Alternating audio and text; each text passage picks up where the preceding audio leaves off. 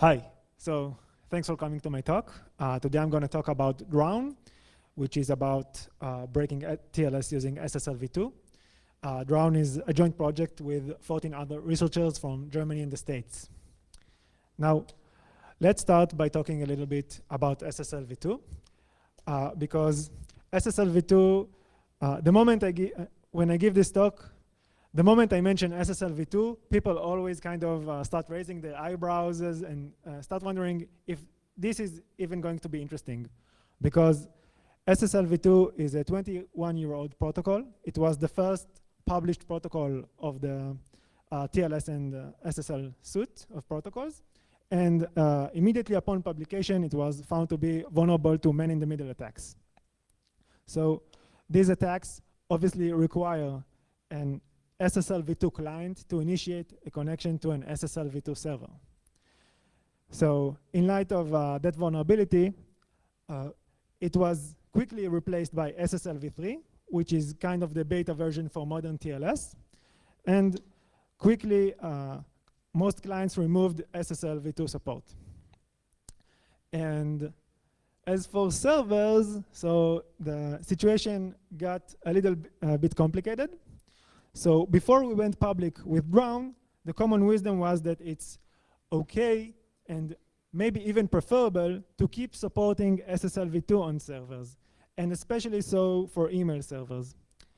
So the common wisdom was that since Sslv2 is only vulnerable to man-in-the-middle attacks, as long as there aren't any Sslv2 client, as long as an Sslv2 client isn't involved, it doesn't affect security at all. And if you've got a client that handshakes using Sslv2, that might mean that client can only speak either Sslv2 or just plain text. And the bad encryption of Sslv2 is better than no encryption at all. So you might as well accommodate these very old clients. Mind you, they would have to be apparently 20-year-old clients, but okay, maybe we have those. And this was especially considered a good practice for email servers because so HTTPS clients get updated regularly, but email clients not so, and security for email is kind of broken anyway. So before we went public with this project, the people were actually saying and writing in guides that it's perfectly fine to support Sslv2.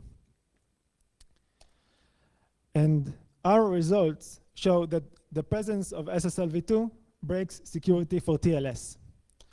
This is the Drown attack scenario. We've got a victim client that connects using a modern, well-configured TLS connection to a TLS server that also supports Sslv2. Now, in Drown, the attacker observes the TLS connection and then later fires malicious Sslv2 handshakes at the server, and in each handshake, the attacker manages to squeeze a tiny piece of information out of the server. And the attacker can combine these pieces of information into full decryption of the TLS traffic.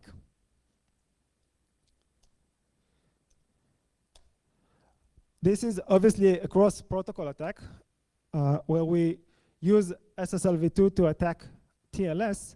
And when I said the presence of Sslv2 breaks security for TLS, I meant any Sslv2 server with the same public key.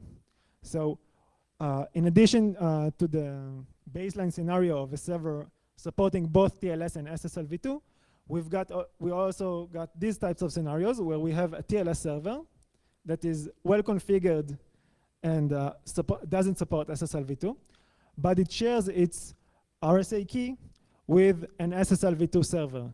And in those types of scenarios, the attacker can simply observe the TLS connection to one server and then fire the malicious Sslv2 handshakes at the other server that supports Sslv2. And as I've said earlier, so the conceptions about email security impacted this project a lot. So there's a very common scenario where a company might have a well-configured HTTPS server that they care about a whole lot, and that only speaks TLS. But that same company might have an old email server lying around somewhere where the company might not even realize it's still running, and they don't care about this server, and that server supports SSLv2, and the two servers share the same public key. And that type of scenario renders the TLS server just as vulnerable as if it supported SSLv2 directly. And when we take these types of scenarios into account, 22% of the trusted web was vulnerable to Drown at the time of publication, which was last March. So I hope with these couple of slides, I at least managed to convince you this isn't niche. So let's focus a little bit on the Tls Handshake and see how it works. So this is the Tls Handshake. In TLS, the client starts by generating a random blob of bits and sends them to the server. Then the server will generate another random blob of bits and send them back to the client along with its public RSA key in the form of a certificate. Now, some of you might know that certificates are a mess, but they're a different mess from this one. So in the context of this attack, we assume the certificate is A-OK. It's the correct certificate. The key is strong enough. It's great. Now, in TLS, the client generates a value called the pre-master secret, which I like to think of as the symmetric key, or the basis for a symmetric key. It encrypts this value to the server's public RSA key and sends the encrypted RSA message, the RSA ciphertext, to the server. Now, since the server knows the private RSA key, it can decrypt the RSA ciphertext, the encrypted RSA message, learn the value of the pre-master secret, and now the client and server can be reasonably sure that they are the only two entities in the world that know this value, the pre-master secret, and they can now exchange messages that are encrypted with this value as a key. So this is what they do.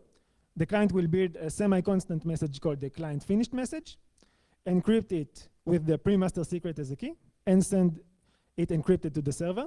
The server should be able to correctly decrypt this message. Assuming that's the case, the server will return a favor and build a different semi-constant message called the server finished message, send it encrypted to the client. The client should be able to correctly decrypt it.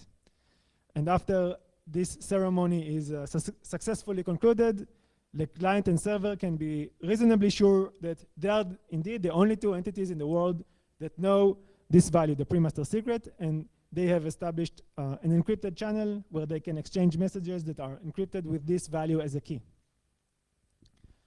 And let's note that this assumption is crucial, because if for any reason whatsoever, a third party is able to learn the value of the pre-master secret, that third party can decrypt the encrypted messages between the client and server.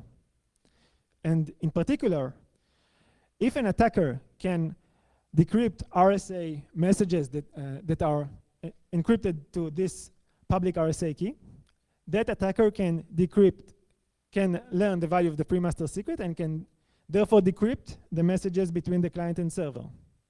So another way to put this is TLS security depends on RSA security. If an attacker can decrypt RSA, that attacker can decrypt TLS.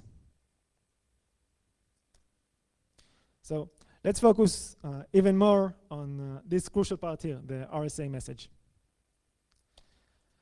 So when they first taught me about RSA, when I was an undergraduate student, they told me if you want to encrypt the value k, you compute k to the power of e modulo n, where n is the public RSA key and is some constant. But that's not how RSA works in practice.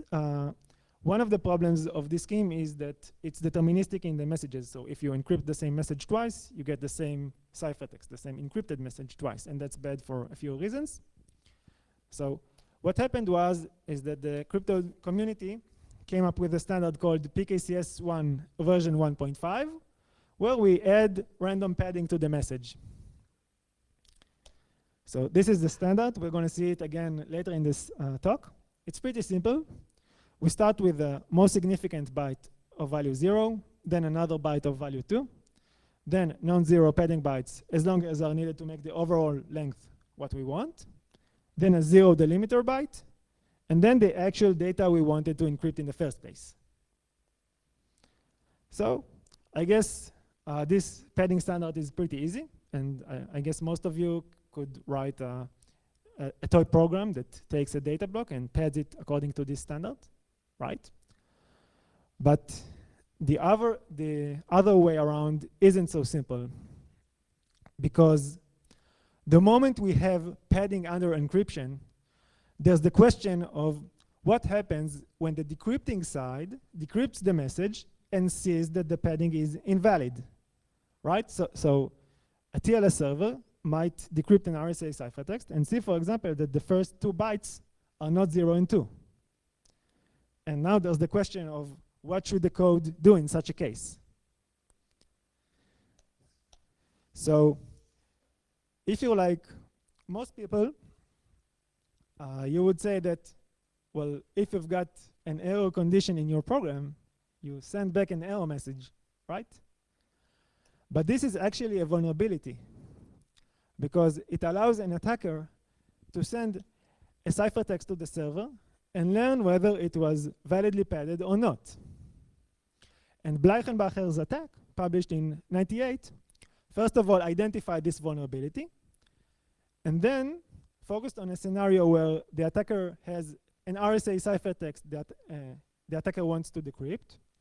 Bleichenbacher showed an algorithm where the attacker sends small modifications of this ciphertext to the server.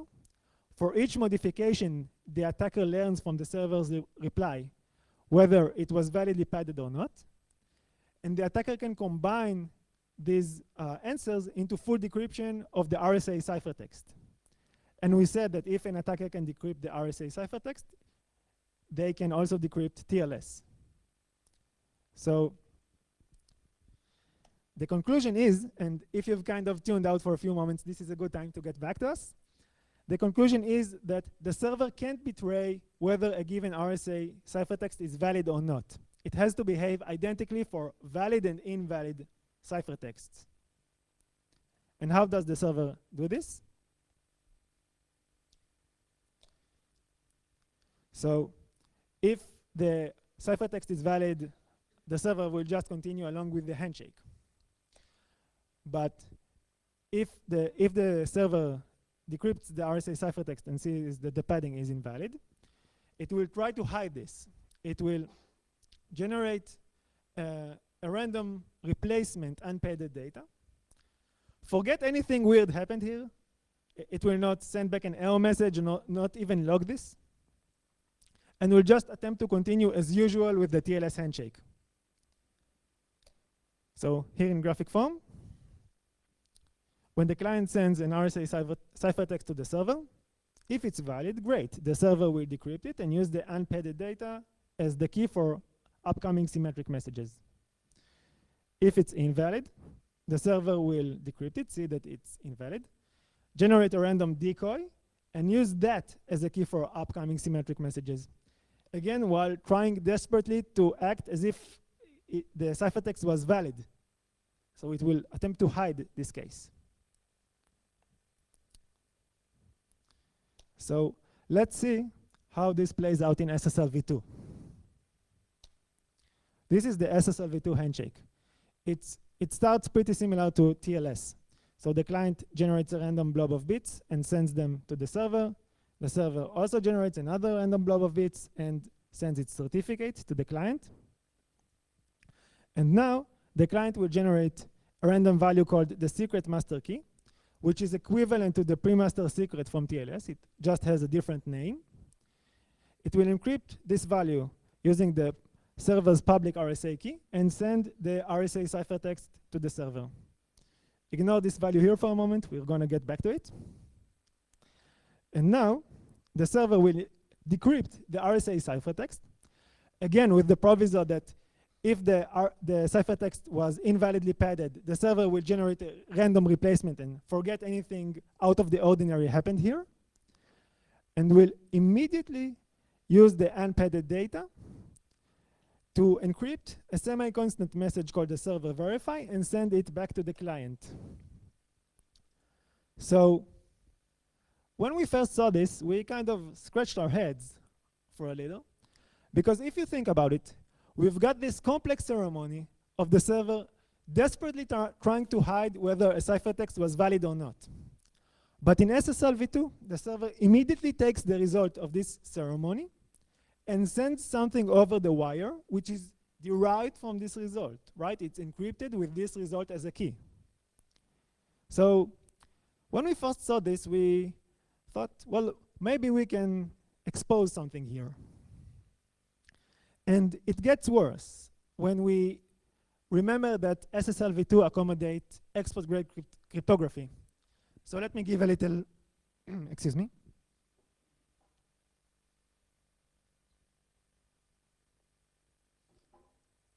So let me give a little bit of background on export-grade cryptography. So back in the 90s, the US government wanted the NSA to be able to spy on non-US citizens. So they decided that all cryptography exported outside of the United States needs to have strength of at most 40 bits. The key length should be at most 40 bits, which is short enough that the NSA can crack it. And at the time, they thought no one else can. And what happens if we have a symmetric cipher which expects a key length of 128 bits? So this is how the Sslv2 guys solved this problem. They said, okay, we need a strength of only 40 bits. So the client will generate a secret 40 bits, sends them encrypted inside an RSA message, and the other 88 bits, the client will just send in the clear, unencrypted. And this is this value here, the clear part of the master key. Now the server will decrypt the RSA message, learn the value of the secret 40 bits. The other 88 bits, it will just get in the clear. And now the server can concatenate those two blobs and get 128 bits of key material it can use to initialize a symmetric cipher with. And now supposedly we've managed to reduce the cipher's strength to an effective strength of only 40 bits, where only the NSA can crack this and no one can. So this is, again, a crucial difference between Sslv2 and TLS, because in TLS, even if export-grade encryption is involved, the unpadded RSA data is always 48 bytes long. So that's a huge difference. So let's see how we can use these two properties and make a little observation. So suppose we have an attacker that has an RSA ciphertext that might be valid and might be invalid, and the attacker wants to know which. The attacker can send this same RSA ciphertext on two connections to the server. And if the ciphertext, if it's the same ciphertext, it's either valid or invalid for both connections, right? So if it's valid, great, the server will decrypt it, see that it's valid, and use the unpadded RSA data as the key for both of its replies. So the server will send back two replies that are encrypted using the same key. If it's invalid, the server will twice take this branch of the if and of the if clause and generate a random key, which it will use to encrypt its replies back to the client. So the attacker will get back two replies that are encrypted using different keys. And now the attacker can choose a symmetric cipher, an export-grade symmetric cipher, where the strength is only 40 bits, and the attacker can break the keys. If the ciphertext was valid, again, the server used the unpadded RSA data as the key, so the two keys the attacker breaks will be identical.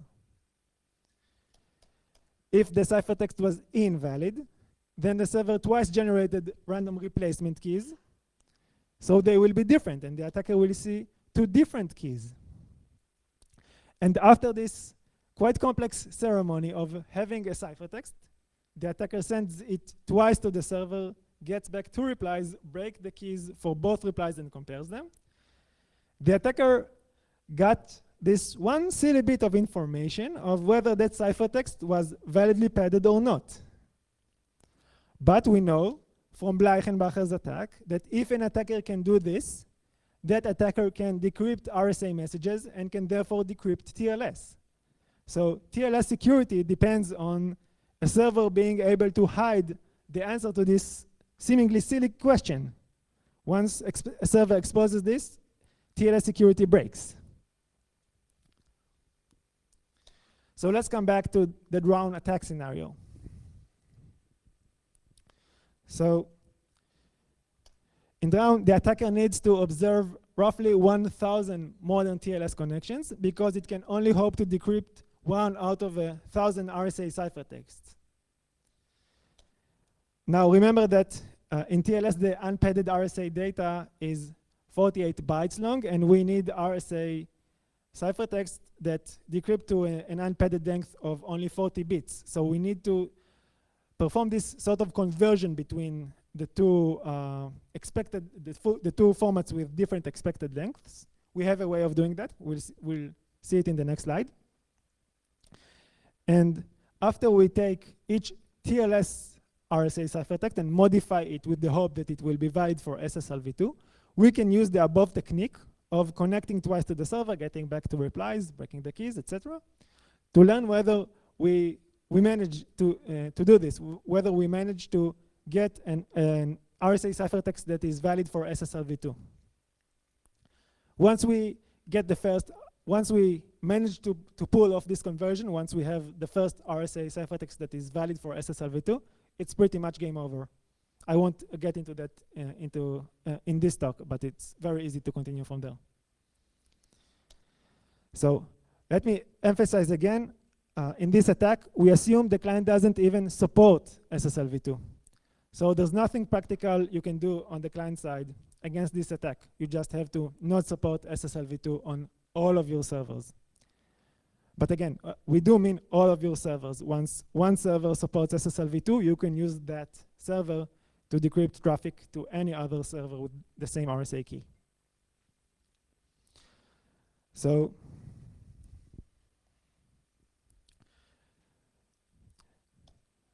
I think I'm going to skip a few slides and we'll get back to them later if we have time.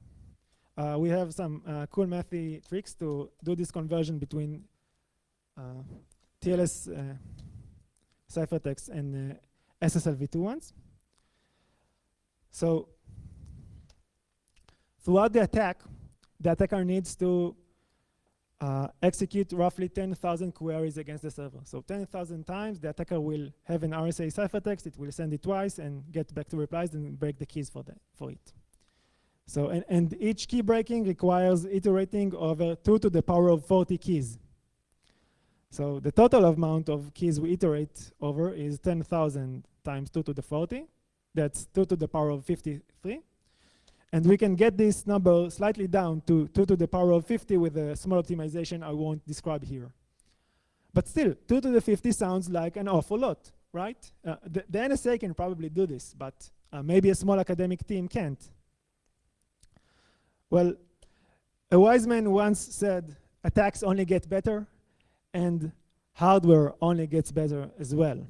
So 2 to the 50 keys might have been very difficult in the mid-90s, but it's perfectly doable on modern hardware. So just writing a naive CPU implementation brought the runtime to 114 days with an investment of $21,000. And then we wrote a highly optimized GPU implementation that brought the runtime down to hours. Either 18 hours when we invest $18,000 to buy GPUs, or 8 hours when we rent the GPUs from Amazon at the cost of $440.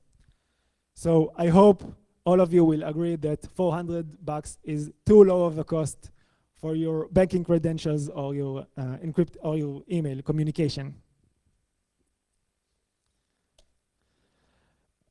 Let me also mention we have a slightly different variant of the attack called special ground. So as I've described the attack so far, it works against any SSLv2 implementation. But we also found an implementation error in the SSLv2 implementation of OpenSSL that essentially allows us not to perform this large computation and instead just fire off a query to the server and immediately deduce whether the RSA ciphertext was valid or not. It's about as prevalent as the general form of the attack. And again, the main cool thing about special ground is that it doesn't require any large computation. So it's not even a matter of $440. Any script kiddie could do this.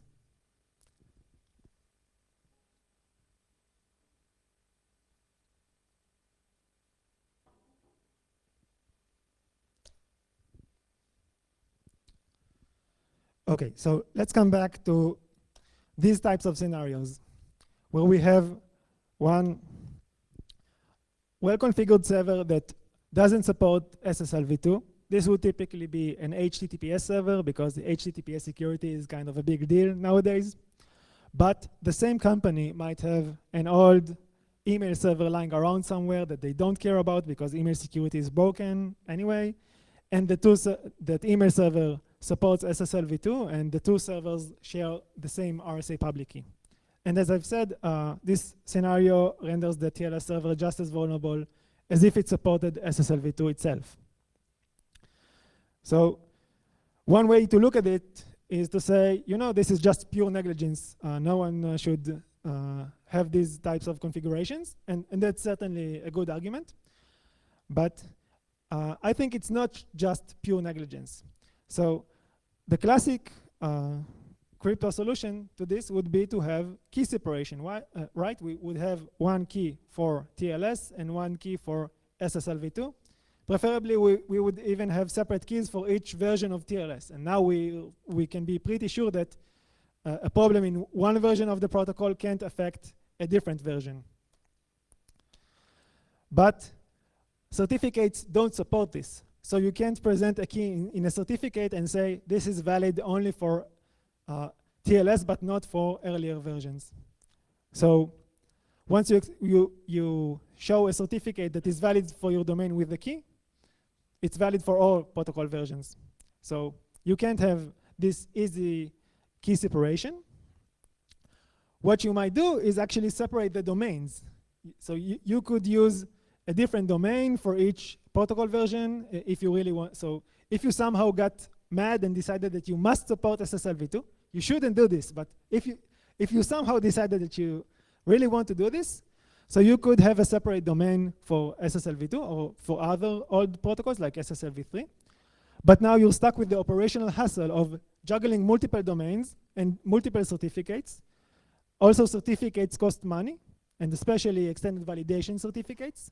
So this is quite an operational hassle to deal with. So what I'm trying to argue in this slide is that having these types of configurations is not just pure negligence. There's actually sort of legitimate reasons why a company might end up in this state. Or at least it's not out of pure negligence. Let's see how this played out in practice at the time of publication. Again, this was last March. So let's look at this side first. All certificates, not just trusted ones. So right out of the bat, we see that 17% of certificates served over HTTPS were directly exposed over SSLv2. This is pure negligence. There's no reason for this at all. There aren't 20-year-old HTTPS clients lying around. But you could have argued that maybe 17% is a low enough number that we can live with, but this number almost doubles to 33% of certificates being vulnerable because we have this amplification effect with the email ports. So 28% of certificates are exposed over SMTP, or 20% over IMAP and POP3 over TLS are exposed using SSLv2. And again, this is a type of situation where one rotten apple spoils the whole barrel. So once you expose a key using Sslv2, that key is compromised. And the situation is pretty similar for trusted certificates. So again, right off the bat, 10% of keys are vulnerable because they directly exposed over Sslv2. And this number more than doubles to 22% because of the email amplification effect, where we use an email server to attack an HTTPS one.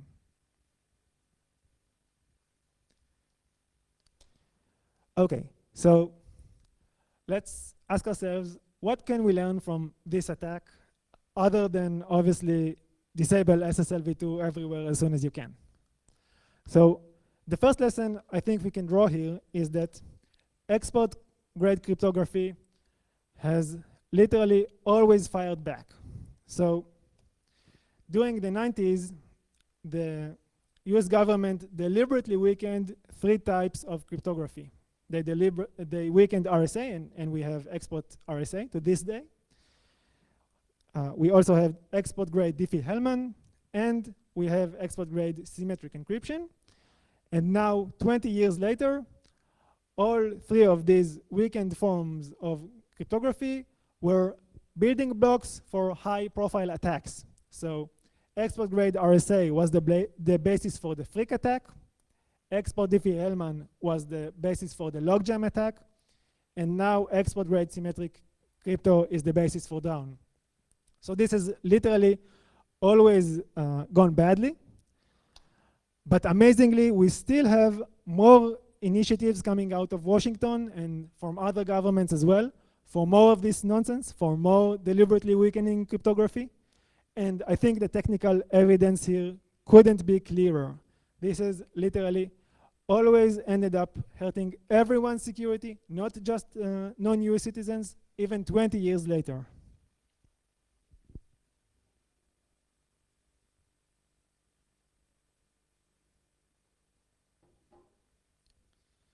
Now, another lesson I think we can learn here is that removing obsolete cryptography should become a priority for everyone. Standard designers, programmers, and server administrators. And if you take a close look at this, at the stream of attacks against TLS during the last few years, you can pretty much trace each attack to a cryptographic primitive that was known to have problems, but was still being widely used at the time of the attack. So you can see this happening again and again with Poodle that targeted Sslv3, with the fake CA attack back in 2008 that targeted MD5, the multiple RC4 attacks, even though everyone knew RC4 had major problems, the Freak and Logjam, which we've talked about, Lucky 13 that targeted Magden Encrypt, the Sloth attack that targeted MD5 and SHA-1, etc., etc. And when I look at this list, I just have to wonder whether Drown will be the last such attack that takes something that is known to be broken but is still widely deployed and builds an attack on top of it. I'm not sure it will be the last such attack. I really hope it will be, but I'm not so sure. At the very least, we still have Magden Encrypt and SHA-1 lying around waiting to be exploited for the next high-profile attack. How much time do I have? 5 minutes. Okay. So that was the end of the scheduled part of the talk. I have a few more slides if you want. So first of all, let me just mention we have a website for the attack. You can visit drownattack.com and find the paper. We also have an FAQ section, and it's really fun. 5 minutes with or without the questions? Without. Okay. So let's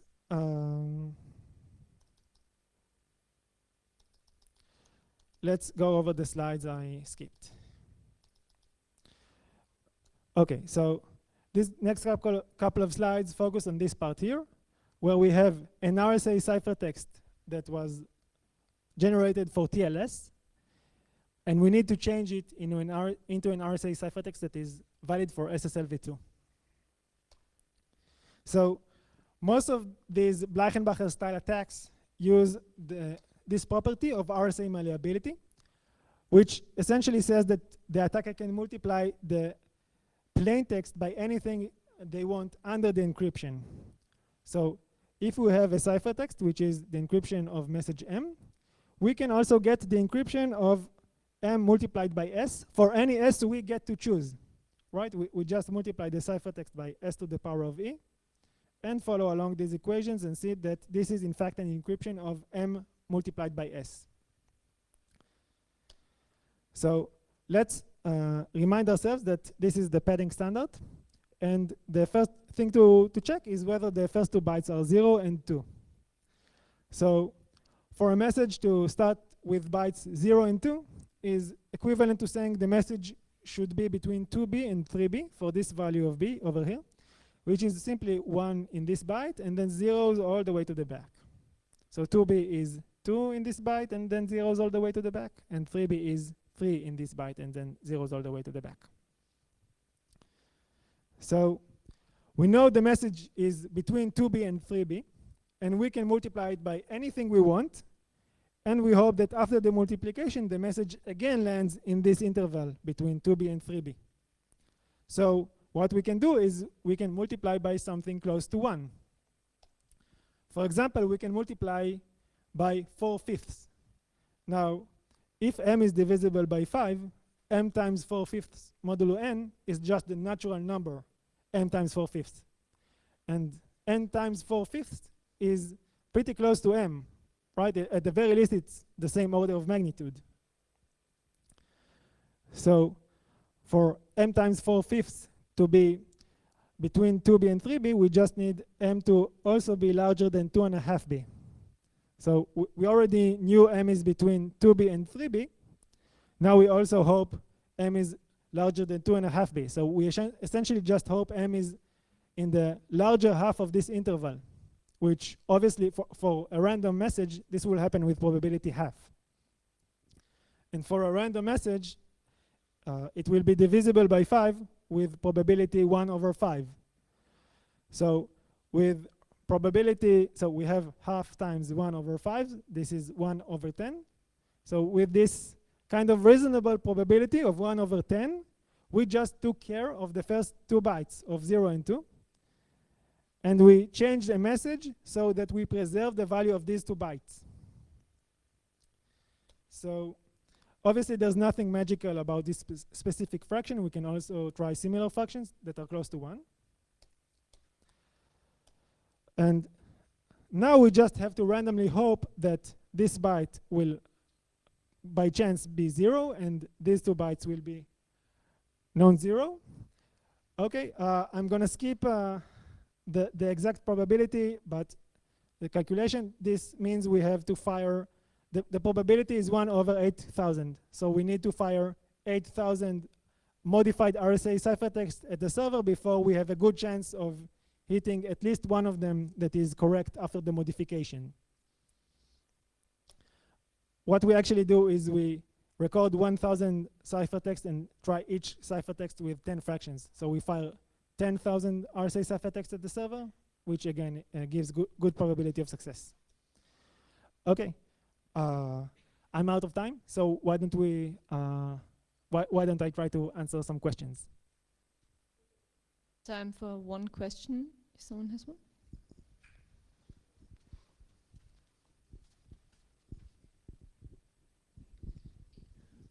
We've been alerting our users in Austria about this problem for half a year now.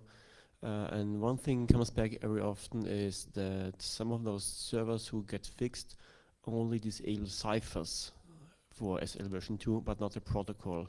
Is this enough to make the server not exploitable anymore? So generally, no. We also identified a vulnerability in OpenSSL, where even if a server is configured not to support certain Sslv2 ciphers, if the client requests them, the server will respect that and handshake using these cipher suits anyway. So in general, the best thing you can do is completely disable the protocol. If you do need to split hairs, you can either use an up-to-date OpenSSL version that fixed this bug, or and if you can't have that, then you must disable the protocol correctly.